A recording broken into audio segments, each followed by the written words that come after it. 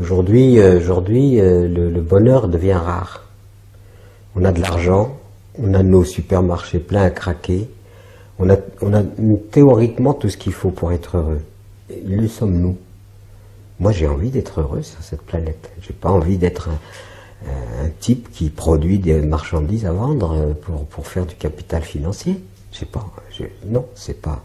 Je refuse, et c'est la raison pour laquelle j'ai quitté avec mon épouse. Heureusement, j'ai trouvé une femme parisienne avec laquelle on s'est bien entendu. Elle a dit, on travaillait dans l'entreprise avec ce tintamarre, avec cette accélération, avec pointer tous les jours, faire. Non, ma vie n'est pas faite pour ça. Ma vie n'est pas faite pour ça. Ma vie, elle est faite pour se réjouir, etc. Donc c'est la raison pour laquelle on a quitté cette ville, d'abord entièrement artificielle, on vivait que dans l'artificiel, pour rejoindre la nature, jouir du chant des oiseaux, jouir des fleurs, des forêts, du ciel, du coucher de soleil. Moi, je ne suis pas né pour être enfermé toute ma vie dans... D'ailleurs, j'amuse les gens en disant, bon voilà, soi-disant le progrès libérait l'être humain, mais regardez l'itinéraire d'un être humain dans la modernité, de la maternelle à l'université on est enfermé, on appelle ça le bahut, ensuite tout le monde travaille dans des boîtes, des petites, des grandes boîtes, on va même s'amuser en boîte, on y va dans sa caisse, et puis on a la boîte à vieux, et puis en attendant la dernière boîte. Un itinéraire de vie comme ça, non. Non, je ne suis pas né pour ça. Et tout ça aboutit à quoi? À produire du capital financier qui est accaparé par une minorité humaine. C'est qu'on réinstaure la féodalité à l'échelle planétaire. De gens qui sont surnantis, d'autres qui suivent comme ils peuvent, les classes moyennes, et puis ceux qui ont pas grand-chose, et puis ceux qui ont carrément faim. Et il y en a sur cette planète 1 milliard qui ont faim, 3 milliards qui mangent à peine. Tout ça pour que cette féodalité planétaire du capitalisme universel puisse instaurer une suzeraineté absolue sur l'ensemble de l'humanité. Ça, non. C'est pour ça que je prêche la sobriété heureuse.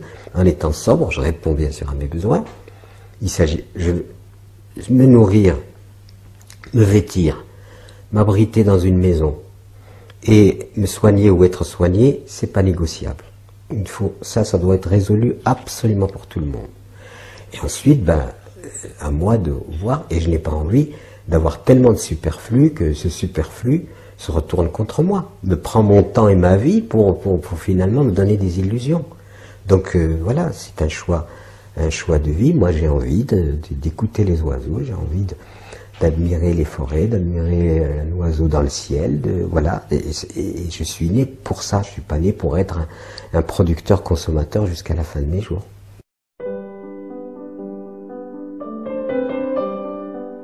Nous avons inventé la vitesse, l'accélération, on a inventé le moteur à explosion, on a inventé, donc qui modifie en quelque sorte la cadence du temps, donc il accélère le temps, et en accélérant le temps, ça accélère aussi notre vision de l'espace. Parce que quand je marche à pied, l'espace, je peux le contempler, etc. Si je passe en voiture, l'espace, je peux plus le contempler. Et alors, toutes ces modifications-là sont, à mon avis, antinaturelles, et je crois vraiment que c'est la source d'une grande partie du malaise que nous ressentons dans ce monde. Moi, il se trouve que j'ai eu la chance de choisir d'être agriculteur, paysan, etc. Je suis bien obligé, je vais pas planter mon pommier et récolter le lendemain. Donc, je peux pas semer des carottes et venir le lendemain les récolter. Il faut bien que les choses prennent le temps, et ce temps-là, par l'accélération, à mon avis, a dénaturé finalement notre présence au monde, et c'est la source de beaucoup de maux, de stress, et je suis persuadé qu'une grande partie des pathologies sont dues à ce temps toujours, et on est toujours la montre qui tourne, et on est toujours en train de se dire il faut pas perdre de temps, il faut en gagner. Time is money. C'est terrible. Time is money. Vous vous rendez compte? Le temps c'est de l'argent. Ah non, le temps c'est pas de l'argent. Le temps c'est de la durée. Le temps ça devrait être ça devrait être la cadence de notre travail, la cadence de notre existence. Il faut aussi apprendre à perdre du temps, parce que perdre du temps aujourd'hui, c'est absolument abominable. Il faut surtout pas perdre de temps. Et finalement, au final, c'est pour produire de plus en plus d'argent, de plus en plus augmenter le PIB, le PNB, etc.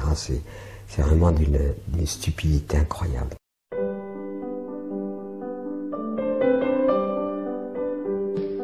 On est bouffé par le superflu. On a une bagnole comme ci, il faut une bagnole autrement. On vous amène une bagnole encore mieux, encore comme ci, comme ça, avec des options, machin, truc. Une bagnole, c'est rien qu'un outil qui va m'amener en sécurité d'un point à un autre, point final.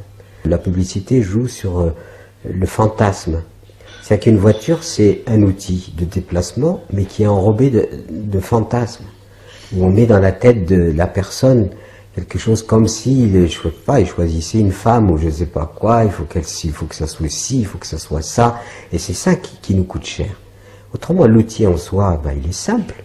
4 roues, un moteur, c'est quelque chose qui m'emmène en sécurité d'un point à un autre, point final. Mais si je veux y mettre tous mes rêves, s'il répond à toutes mes frustrations, et la comparaison de ma voiture avec la voiture du voisin, ma classe sociale qui est meilleure que... On est piégé par quoi? Par soi, c'est tout.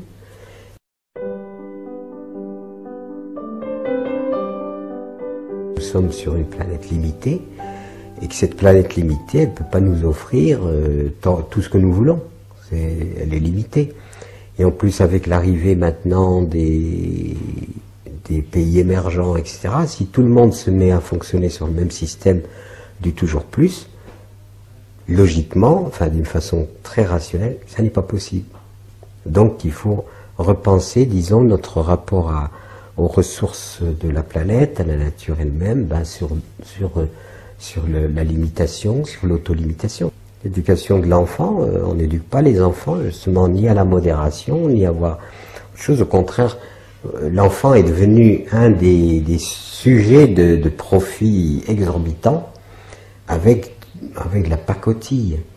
Quand je vois certains jouets d'enfants qui se cassent dans la journée même, donc l'enfant lui-même est piégé et dès le début, il est engagé dans une forme de frustration à laquelle il doit répondre. C'est-à-dire qu'au lieu de lui enseigner la satisfaction, regarde comme tu as, ça te suffit largement, c'est bien, etc. Ben non, alors il compare avec ses copains, etc., etc. Et puis c'est l'escalade, toujours plus. Et puis il harcèle les parents pour que les parents lui achètent ceci que le copain a, etc. Ils sont aussi piégés par ça.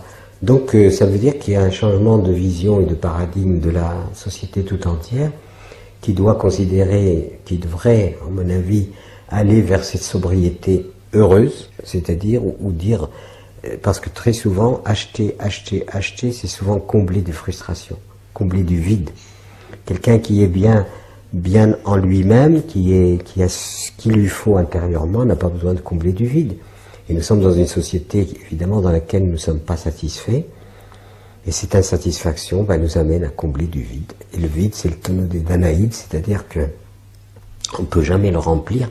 Pourquoi? Parce qu'on ne travaille pas sur notre intériorité et sur la posture que l'on doit avoir à l'égard de ce qui nous est nécessaire dans la vie. Si vous voulez, moi je dis les choses, je prétends pas que Pierre Rabhi va réformer le monde. Si les gens ne comprennent pas, ils ne comprennent pas. Je veux dire, qu'est-ce que j'y peux? Parce que moi, ce que j'invite, c'est à se désaliéner, à se dire, bon, certes, j'ai peut-être moins de matière, mais j'ai plus d'être. Et en étant plus dans mon intériorité, dans mon évolution intérieure, dans la joie que je peux construire en moi-même, ça c'est pour moi vraiment tout bénéfice, comme on dit. Je suis pas là en train de dire, faites comme je vous dis, et non pas faites comme je fais. Voilà, si les gens ne comprennent pas, moi je n'y peux rien, je veux dire. Après moi, voilà. J'ai témoigné qu'on pouvait vivre autrement. On a choisi la sobriété comme mode de vie, alors qu'on nous demandait de développer notre ferme. De plus en plus, on a dit non, on a ce qu'il faut, ça suffit. Je peux pas faire plus, quoi.